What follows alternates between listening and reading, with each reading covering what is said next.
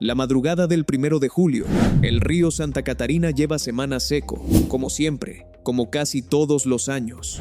Ese cauce ancho y pedregoso que divide Monterrey exactamente por la mitad lleva tanto tiempo sin agua que la ciudad entera olvidó lo que es capaz de hacer. Esa noche, el río está recordándoselo. El rugido llega desde la sierra antes de que llegue el agua. Primero se escucha, luego se siente en el suelo. Y cuando el frente de agua entra al tramo urbano del Santa Catarina, ya no hay tiempo para nada.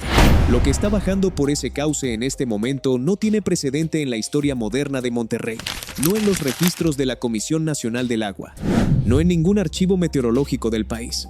Está ocurriendo algo que los modelos no contemplaban, y está ocurriendo ahora. Para entender por qué, hay que ir hacia atrás, no décadas, siglos. El río Santa Catarina ha inundado Monterrey documentadamente en 1612, en 1752, en 1800, en 1888 y de forma catastrófica en 1909, cuando una tormenta tropical sin nombre mató a miles de personas en una sola noche. El número está grabado en una placa en la Plaza Zaragoza que la mayoría de los regiomontanos pasa de largo sin leer. Luego vino el Gilberto en 1988. Más de 300 muertos, miles de familias sin nada. Y después del Gilberto vino la presa Rompepicos, construida específicamente para contener las crecidas de la sierra antes de que llegaran al área metropolitana. Una obra real, costosa, necesaria.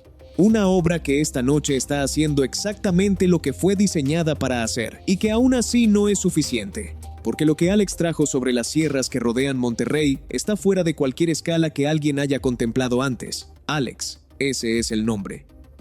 Detectado días antes sobre el Atlántico como una perturbación que en ese momento parecía ordinaria, Alex toca tierra el 30 de junio cerca de Soto La Marina, Tamaulipas, como huracán de categoría 2. Categoría 2 suena manejable. Y eso es exactamente lo que pensó mucha gente esa noche cuando lo vio en las noticias y se fue a dormir tranquila.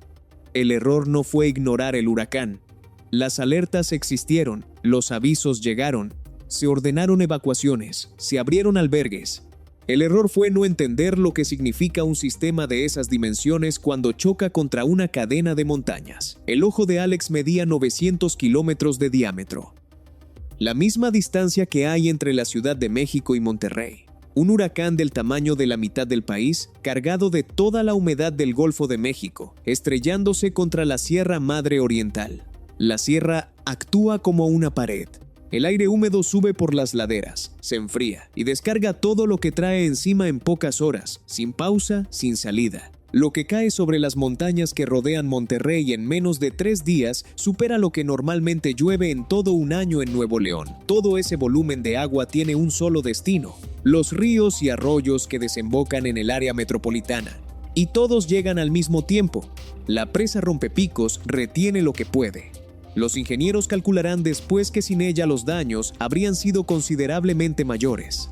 Pero el volumen que la desborda y llega al Santa Catarina convierte al río en algo que ningún plan de emergencia había contemplado. Vehículos son levantados por la corriente y arrastrados kilómetros adelante. Colonias enteras amanecen sin un solo coche en la calle. El agua se los llevó durante la noche. Algunos aparecen lejos, otros nunca. Y entonces el río hace algo que Monterrey no había visto en más de un siglo. Se sale de su cauce. El agua ataca las 2 avenidas más importantes de la zona metropolitana, Morones Prieto y Constitución, que durante décadas corrieron paralelas al río sin que nadie considerara seriamente lo que pasaría el día que el agua reclamara ese espacio. La corriente arranca tramos enteros del asfalto, destruye los taludes que sostenían esas avenidas, varios puentes colapsan en horas. Arroyos que la mayoría de los regiomontanos solo conocía de nombre se convierten en ríos que inundan colonias que nunca aparecieron en ningún mapa de riesgo oficial. Es como si toda el agua acumulada en las sierras hubiera decidido llegar al mismo tiempo desde todas las direcciones, sin darle a la ciudad ninguna salida. Las comunicaciones colapsan junto con la infraestructura física. Fibras ópticas dañadas. Señal cortada en colonias enteras. La ciudad más industrial del norte de México queda incomunicada en sectores completos.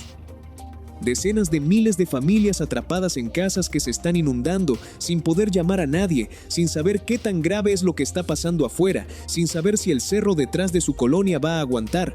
Esa incertidumbre, ese silencio forzado en medio del rugido del agua, es una de las cosas que quienes lo vivieron describen como lo más aterrador de toda la noche. El agua no distingue. No pregunta quién recibió la alerta y quién no. No pregunta si la casa tiene 2 pisos o 1. Simplemente avanza. Cuando Alex termina y los equipos de emergencia pueden hacer el conteo, el número de familias damnificadas solo en Nuevo León supera las 15,800.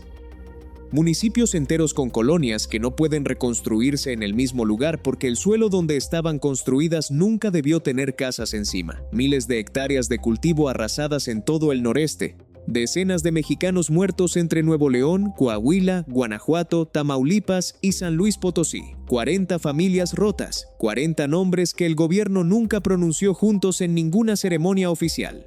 Y el impacto no se detiene en la frontera estatal ni en la nacional. El tráfico ferroviario en todo Nuevo León queda paralizado. Plantas automotrices en Michigan y Ontario suspenden turnos de producción. Lo que Alex destruyó en Monterrey detuvo cadenas de suministro en el corazón de Norteamérica. Porque Monterrey no es solo una ciudad del norte de México, es el nodo industrial sin el cual parte del continente deja de funcionar.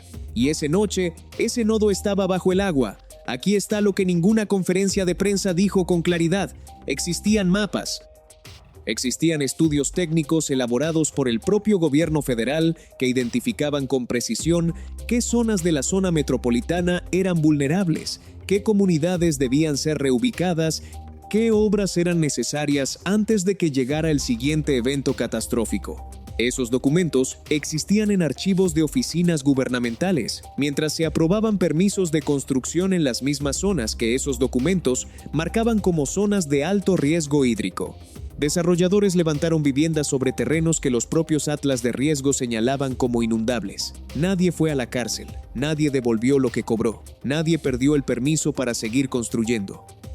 Todo esto ocurrió en 2025, y hay una sola frase que resume lo que años de reconstrucción, de discursos y de promesas produjeron realmente.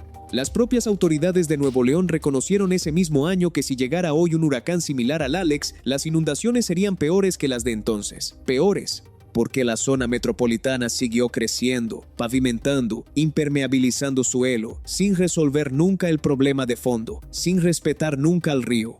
El Santa Catarina ha inundado Monterrey 7 veces documentadas en 4 siglos, siempre el mismo patrón. La tragedia, la reconstrucción, los discursos, las promesas, el olvido y luego la lluvia. Y el río vuelve a decir lo que siempre ha dicho, con el único lenguaje que conoce. La pregunta que miles de familias regiomontanas se hacen hoy es la misma que se hicieron después del Gilberto, la misma que se hacían después de 1909. ¿Por qué los que deciden dónde se construye, a quién se le da el permiso y qué zonas se protegen nunca son los que pagan el precio cuando el agua llega? El río está seco esta mañana, silencioso, como casi siempre, pero el siguiente Alex ya está formándose en algún punto del Atlántico. Y Monterrey, según sus propias autoridades, no está más preparada hoy que aquella madrugada en que todo esto ocurrió. El agua tiene paciencia. Siempre ha tenido más paciencia que cualquier gobierno.